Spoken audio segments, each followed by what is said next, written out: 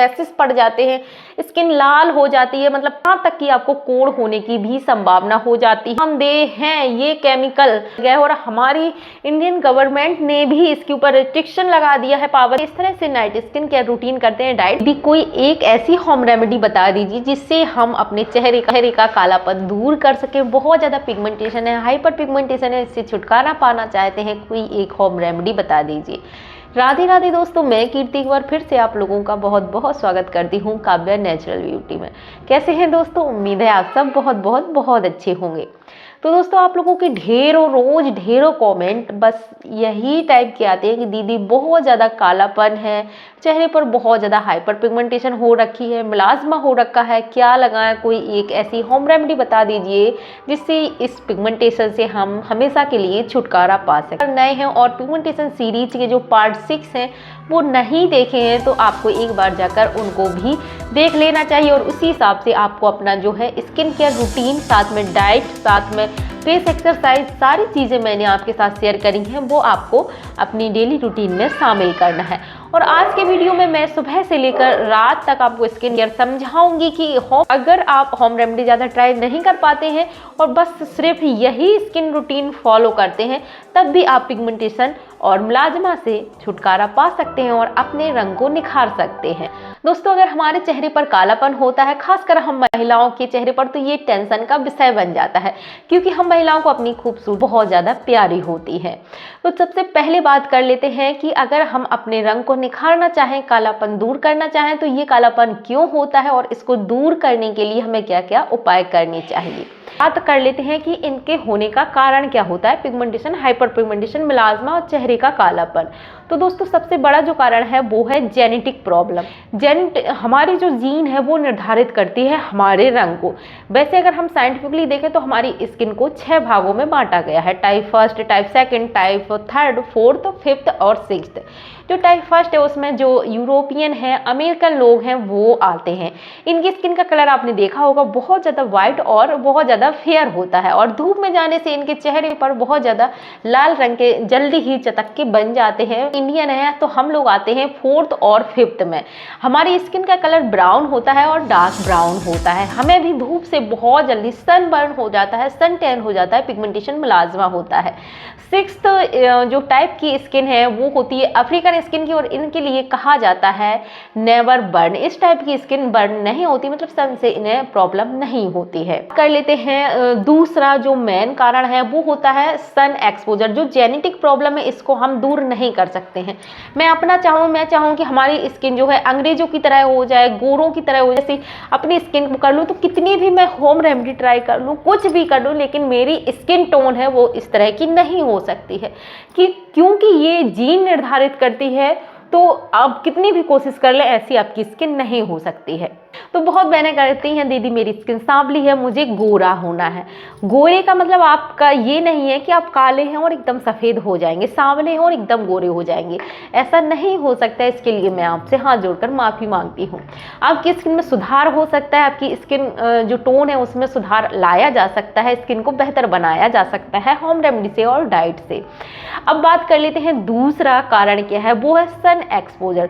धूप की वजह से आपने देखा होगा जो महिलाएं धूप में काम करती हैं, जो किसान है वो खेतों में काम करते हैं, तो धीरे धीरे उनकी स्किन बहुत ज़्यादा डार्क होने लगती है और बहुत ज़्यादा थिक हो जाती है। तो ये होता है सन बर्न और सन से डैमेज होने का, जिससे हमारी स्किन पर बहुत बुरा प्रभाव पड़ता है। और आज के समय में बहुत ज़्यादा लिए हम मतलब जेनेटिक प्रॉब्लम है उसको नहीं रोक सकते, लेकिन जो धूप की वजह से हुआ है उसको रोका जा सकता है और अपनी स्किन को आप बेहतर बना सकते हैं। तो अगला जो कारण है वो है मिलाज्मा। मतलब मिलाज्मा एक तरह की बीमारी है स्किन में, जो कि आपके यहाँ पे ब्राउन, गाल के ऊपर ब्राउन जो है वो चटक्के हो जाते हैं, गोल गोल घेरे बन जाते हैं, स्पॉट बन जाते हैं, आईब्रो के ऊपर बन जाते हैं, नोज के ऊपर बन जाते हैं। तो ये ज़्यादातर प्रेग्नेंट लेडी में या फिर आफ्टर प्रेगनेंसी देखी जाती है, लेकिन आज के समय में ये अनमैरिड गर्ल को और जो है पुरुषों को भी होने लगी है। तो बहुत तरह की दवाइयाँ, जैसे बहुत लोगों को जो है दवाइयाँ चलती हैं, तो कुछ दवाइयाँ ऐसी होती हैं जो सन को जो है सन की जो किरणें होती हैं उनको खींचती हैं, अवशोषित करती हैं स्किन में, जिस वजह से ये मिलाज्मा हो जाता है। बहुत तरह की दवाइयों के साइड इफ़ेक्ट भी होते हैं। प्रेगनेंसी की टाइम पर बहुत सारे हार्मोनल जो चेंज हैं वो स्किन में होते हैं, उस वजह से ये प्रॉब्लम हो जाती है। तो इसके लिए मैं कहूँगी सबसे पहले तो आपको अपने नज़दीकी अच्छे स्किन एक्सपर्ट डॉक्टर को दिखाना चाहिए और उनसे सलाह लेनी चाहिए कि आपके शरीर में आखिर ये किस कमी की वजह से हुआ है। अगर किसी मिनरल है, विटामिन की कमी से है, कैल्शियम की कमी से है, तो आप उसके लिए जो है दवाइयाँ ले सकते हैं, जिससे वो कमी पूरी हो सकती है और आपकी ये प्रॉब्लम ठीक हो सकती है।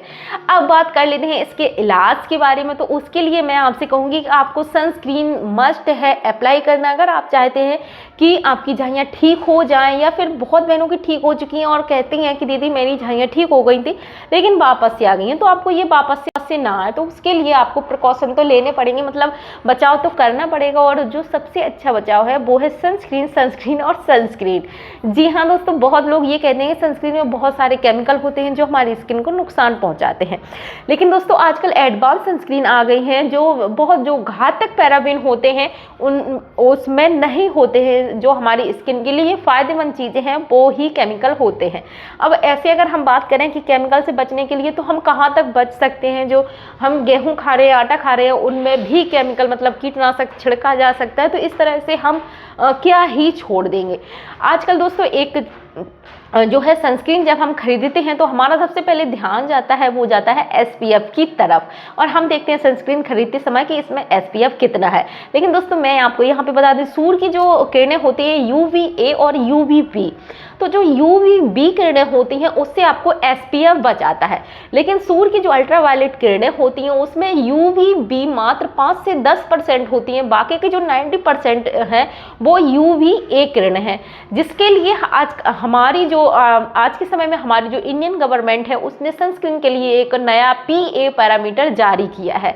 हमारी जो गवर्नमेंट है वो भी इसके लिए मतलब विचार विमर्श कर रही है सनस्क्रीन के लिए, तो आप समझ सकते हैं ये हमारे लिए मतलब फायदेमंद ही चीज है। तो PA+, PA डबल प्लस और PA ट्रिपल प्लस, PA जो ट्रिपल प्लस की सनस्क्रीन है वो हमारी स्किन के लिए, पिगमेंटेशन के लिए बहुत अच्छी मानी जाती है। तो आप 30 से 50 के बीच में और PA ट्रिपल प्लस की सनस्क्रीन ही परचेज करें और देख लें कि केमिकल और पैराबेन फ्री हो। इसके ऊपर अलग से वीडियो बनाया तो वहाँ से आप इसको देख सकते हैं। अब आपको क्या करना है, सुबह 8-9 बजे के बीच में आप फेस वॉश करते हैं और तब आपको सनस्क्रीन का यूज करना है। सबसे पहले टोनर लगाएंगे, मॉइस्चराइजर लगाएंगे और फिर सनस्क्रीन लगाएंगे। सनस्क्रीन अगर आप बाहर जाते हैं तो कम से कम आपको आधा घंटा पहले सनस्क्रीन का एप्लीकेशन अपने फेस पर कर लेना चाहिए। अब यहाँ पे क्वेश्चन आता है कि इसके बाद क्या हम मेकअप वगैरह या अन्य कोई क्रीम लगा सकते हैं? तो जी हाँ, आप बिल्कुल से लगा सकते हैं। अब चलो ये तो हो गया, लेकिन अब इसके लिए इलाज के बारे में जान लेते हैं कि नाइट में मतलब जो ट्रीटमेंट है वो इसके लिए क्या है। तो वो दोस्तों बहुत सारे, आप जब क्लिनिक में जाएंगे दिखाते हैं तो बहुत जो डॉक्टर्स हैं वो बहुत सारी थेरेपी देते हैं। पील स्किन के लिए पील ऑफ स्किन कराई जाती है, और मुझे बहुत ज़्यादा जुकाम और बुखार भी हो रखा है, तो तबीयत, मेरी आवाज़ भी आपको थोड़ी सी बदली हुई लग रही होगी।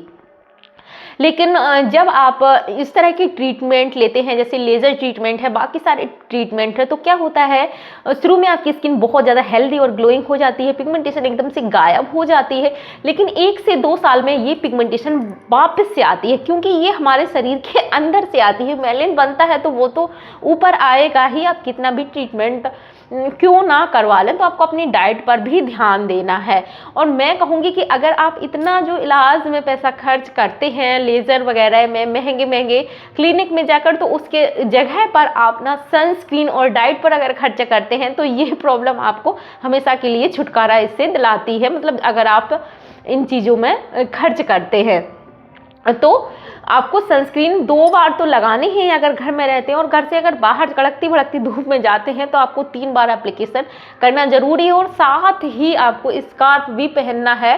सनस्क्रीन एक ऐसा चीज़ है जो आपको ना दिखने वाला जो है नकाब है, लेकिन फिर भी आपको अपनी स्किन के लिए कैप पहनना है, या फिर ओढ़नी ओढ़ते हैं, या फिर स्कार्फ बांध के ही आप जाइएगा जब जैसे आप एकदम से डायरेक्ट धूप में निकलते हैं। तो ये तो हो गया। अब इलाज के बारे में, जो नाइट में है तो उसमें ना हाइड्रोक्लोरिन और स्टेरॉइड इसके लिए बहुत ज़्यादा, और रेटिनॉल बहुत अच्छे केमिकल हैं जो रातों रात आपको गोरा बना देते हैं और आपकी जो पिगमेंटेशन है एकदम से गायब हो जाती है। लेकिन दोस्तों क्या आपको पता है कि बहुत सारे इसके नुकसान हैं, बहुत सारे नुकसान हैं। इससे आपकी जो इसके अगर आप साइड इफेक्ट देखते हैं तो बहुत महिलाओं को यहाँ पे बाल आ जाते हैं, पूरे इस एरिया में बड़े मोटे मोटे तीखे तीखे हेयर की ग्रोथ हो जाती है।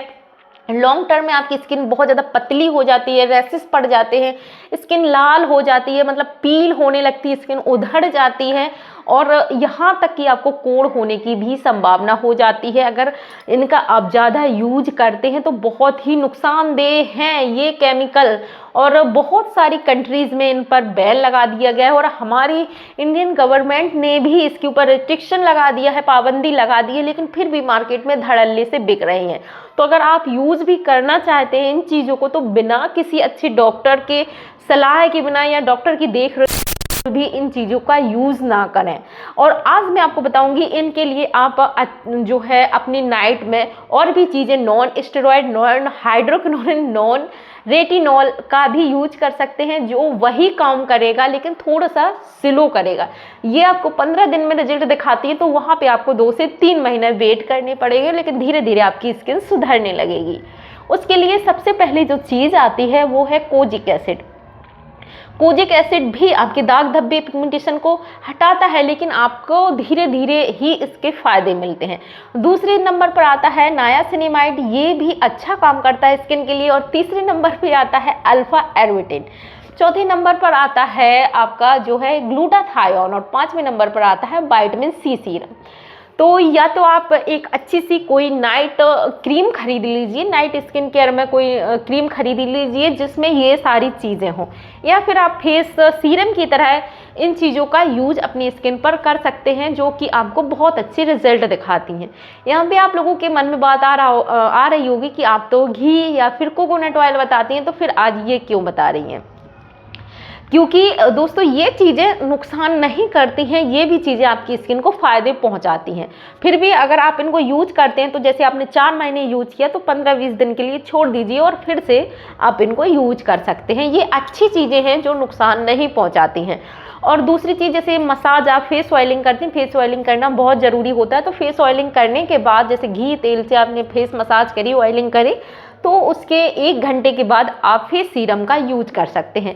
दिन में मुलेठी का फेस पैक, जो बहुत सारे फेस पैक बताए हैं जिसमें मुलेठी मस्ट है, उसका फेस पैक यूज करेंगे और आप अच्छी सनस्क्रीन लगाएंगे और रात में इस तरह से नाइट स्किन केयर रूटीन करते हैं, डाइट फॉलो करते हैं, तो ज़रूर से दोस्तों आपको पिगमेंटेशन से छुटकारा मिलता है।